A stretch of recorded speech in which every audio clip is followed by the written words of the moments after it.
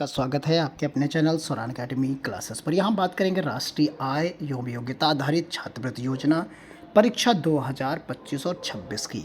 इसमें आपको स्कॉलरशिप मिलती है प्रतिमाह जो है 1,000 रुपये, यानी पूरे साल में 12,000 रुपये, और लगातार 4 वर्षों तक मिलती है, जिससे कुल मिलाकर आप 48,000 रुपये स्कॉलरशिप प्राप्त कर सकते हैं कक्षा 9 से 12 तक। तो आइए इसका फॉर्म की नोटिफिकेशन आ चुकी है, इसकी योग्यता, डॉक्यूमेंटेशन, सब चीज़ों के बारे में देखते हैं। देखिए, ये इसकी प्रेस विज्ञप्ति है राष्ट्रीय आय एवं योग्यता आधारित छात्रवृत्ति की।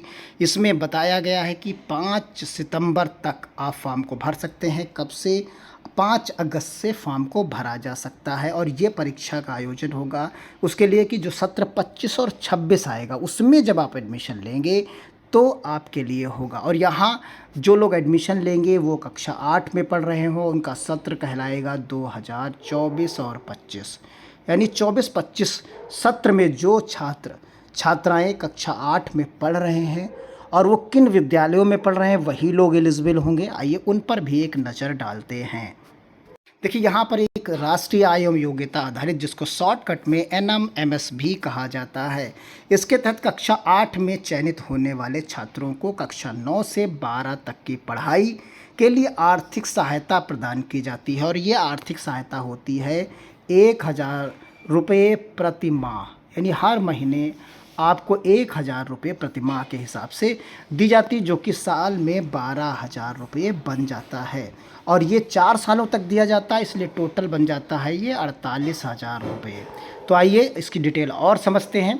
इसके लिए कुछ विशेष प्रकार के स्कूलों में दाखिला लेना आवश्यक होता है, यानी आपका छात्र वो किन स्कूलों में पढ़ रहा हो, तभी आप इस फॉर्म को भर सकते हैं। पहला एक स्कूल के बारे में बात करेंगे, राज्य सरकार द्वारा संचालित, जैसे जो प्राथमिक विद्यालय, उच्च प्राथमिक विद्यालय जिनको कहा जाता है। तो यहाँ पर जो स्कूलों के बारे में चीज़ों देखेंगे, तो राज्य सरकार द्वारा संचालित उच्च माध्यमिक विद्यालयों में दाखिला में लिया जाता है।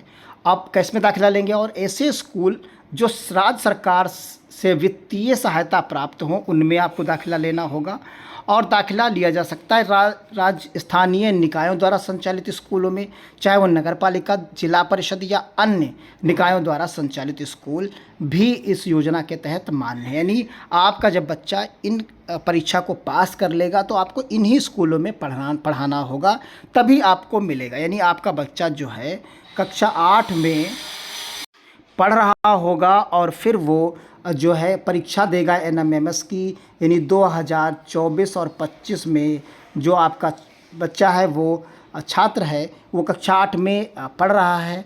और फिर वो इन्हीं विद्यालयों में, जिन विद्यालयों का हमने जिक्र किया, उनमें अगर आप एडमिशन कराते हैं कक्षा 9 में, तभी उसे ये स्कॉलरशिप मिलेगी। जैसे केंद्रीय विद्यालय और नवोदय विद्यालय जैसे केंद्रीय सरकार द्वारा संचालित स्कूलों में दाखिला लेकर छात्रवृत्ति का लाभ नहीं उठाया जा सकता। यानी इस योजना का लाभ उठाने के लिए आपको सरकारी, जो राज्य सरकार के द्वारा जो स्कूल है, जैसे GIC, GGIC या म्यूनिसिपल कॉरपोरेशंस के जो कॉलेजेस हैं, या एडेड कॉलेज जिनको आप कहते हैं, वो हैं, उन्हीं में आपको एडमिशन लेना होगा आपके छात्र को, तभी ये स्कॉलरशिप मिलेगी। अब यहाँ पर देखिए, तहत प्राप्त छात्रवृत्ति का लाभ उठाने के लिए ये सुनिश्चित करना आवश्यक है कि छात्र राज्य सरकार या सरकार द्वारा सहायता प्राप्त या स्थानीय निकाय द्वारा संचालित स्कूलों में ही दाखिला ले, तभी वो इसका लाभ ले पाएगा। और दाखिला किस में लेगा? कक्षा 9 में लेगा, क्योंकि कक्षा 8 में तो वो परीक्षा देगा। तो परीक्षा क्वालिफाई करने के बाद कक्षा 9 में वो किन स्कूलों में एडमिशन ले, उनके बारे में हमने आपको यहाँ पर बताया है। पिछले वर्ष की अगर हम बात करें राष्ट्रीय आय एवं योग्यता आधारित छात्रवृत्ति योजना की, तो उसमें छात्रों का जो सिलेक्शन हुआ था, उनकी कुल संख्या थी उत्तर प्रदेश में 15,000। तो यहाँ कुल छात्रों को जो उत्तीर्ण माने गए थे उत्तर प्रदेश में, एक राज्य की अगर हम बात करें, तो उसमें 15,143 छात्रों का चयन हुआ था।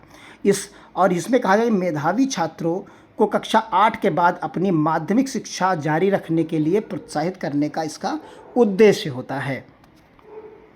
तो आपका जो छात्र कक्षा 8 में पढ़ रहा है, उसे जो परीक्षा, फॉर्म भरने के बाद जो परीक्षा देनी होगी, उस परीक्षा का पैटर्न 2 मुख्य परीक्षाएं शामिल होती है। उसमें एक होता है मैट, यानी मानसिक योग्यता परीक्षा। इसमें आपको क्या है, इसमें 90 बहुविकल्पीय प्रश्न मिलते हैं और जिसमें प्रश्न तार्किकता और विश्लेषणात्मकता, क्षमता और वर्गीकरण, संख्या श्रृंखला, पैटर्न पहचान आदि पर आधारित होते हैं। इस परीक्षा का समय जो होता है वो 90 मिनट का होता है। फिर इसी तरह सेट होता है, उसमें 90 बहुविकल्पीय प्रश्न मिलते हैं। इसमें प्रश्न विज्ञान, गणित और सामाजिक विज्ञान से संबंधित होते हैं और इसका जो लेवल होता है इन सभी विषयों का वो कक्षा 8 होता है, क्लास 8th का आपसे पूछा जाता है। इसकी भी अवधि जो है 90 मिनट की ही होती है। इसमें परीक्षा पैटर्न का विवरण जो है, कुल प्रश्नों की संख्या 180 हो जाती है जिसमें 90 + 90 रहती है। हर एक प्रश्न के लिए जो यहाँ पर 1 अंक दिया जाता है, कुल अंक 180 अंक हो जाते हैं और प्रत्येक परीक्षा के लिए 90 मिनट यानी कुल 3 घंटे का समय आपको दिया जाता है। ये 1.5 घंटे का जो समय होता है कुल मिलाकर वो 3 घंटे का समय आपका यहाँ पर हो जाता है। न्यूनतम योग्यता जो इसमें रहेगी, सामान्य श्रेणी के छात्रों को मैट और सेट दोनों परीक्षाओं में कुल मिलाकर कम से कम 40% अंक लाने अनिवार्य होते हैं और अनुसूचित जाति और जनजाति के छात्रों को 32% यहाँ पर छात्र यानी अंक लाने छात्रों को जरूरी होते हैं। फॉर्म भरने के लिए यहाँ पर जो आवश्यक डॉक्यूमेंट्स होते हैं उनकी देख लीजिए। पहचान पत्र यानी उसमें आधार कार्ड हो सकता है, पैन कार्ड, वोटर आईडी या स्कूल आईडी, लेकिन उसमें सबसे ज़्यादा आपके पास इम्पोर्टेंट डॉक्यूमेंट है वो आधार कार्ड सभी छात्रों के पास होता ही है, इसी का आप इस्तेमाल करिए। दूसरा है आय प्रमाण पत्र। राजस्व विभाग द्वारा संबंधित प्राधिकरण द्वारा जारी आय प्रमाण पत्र की आवश्यकता होती है जो बच्चे के नाम से बनता है। शैक्षिक योग्यता प्रमाण पत्र, यहाँ पर क्योंकि उसकी शैक्षिक योग्यता की होती है तो यहाँ 7वीं की मार्कशीट उसको चाहिए होती है, क्योंकि कक्षा 8 में जब वो पढ़ रहा होता है तो उसका भी प्रमाण पत्र दिया जाता है कि वो इस कक्षा में अध्ययनरत है। जैसे अगर इस साल आप भरेंगे फॉर्म तो 2024 और 25 सत्र चल रहा है, इसका एक प्रमाण पत्र आपको स्कूल से लेना पड़ेगा फॉर्म भरते वक्त। जाति प्रमाण पत्र यदि लागू है तो आपको देना होगा। बैंक खाता का विवरण आप यहाँ पर देंगे जो छात्र के से बैंक से संबंधित पासबुक कॉपी और उसका IFSC कोड और खाता संख्या।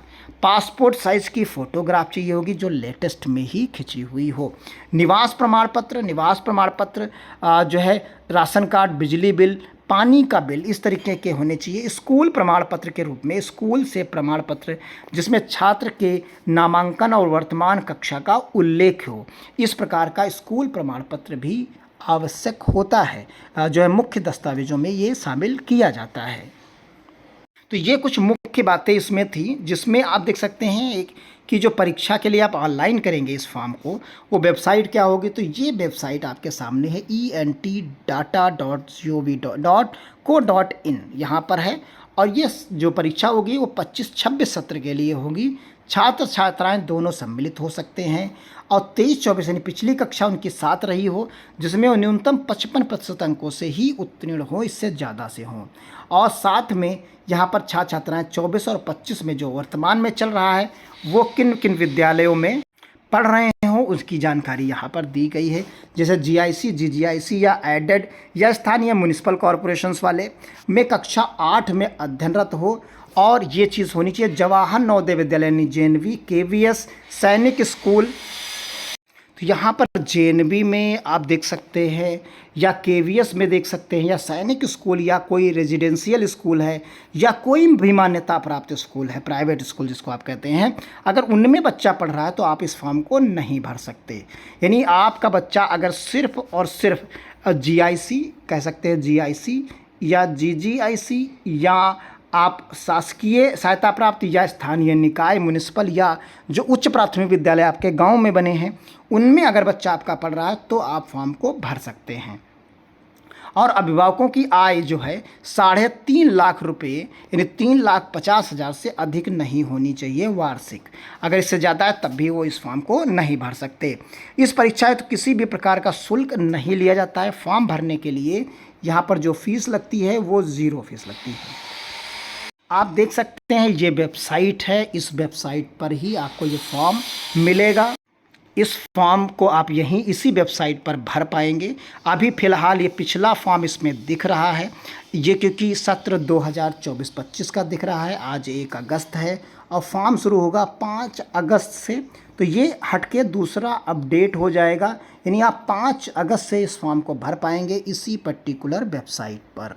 इसी जगह पर यही सेम चीज़ लिखी हुई होगी और यहाँ क्लिक हियर लिख जाएगा और यहाँ सत्र बदल जाएगा, सत्र लिख जाएगा 2025 और 26 लिख जाएगा। क्लियर है, आप समझ गए होंगे। तो मिलते हैं जैसे है लिंक एक्टिव होता है। तब तक के लिए धन्यवाद। जय हिंद, जय भारत।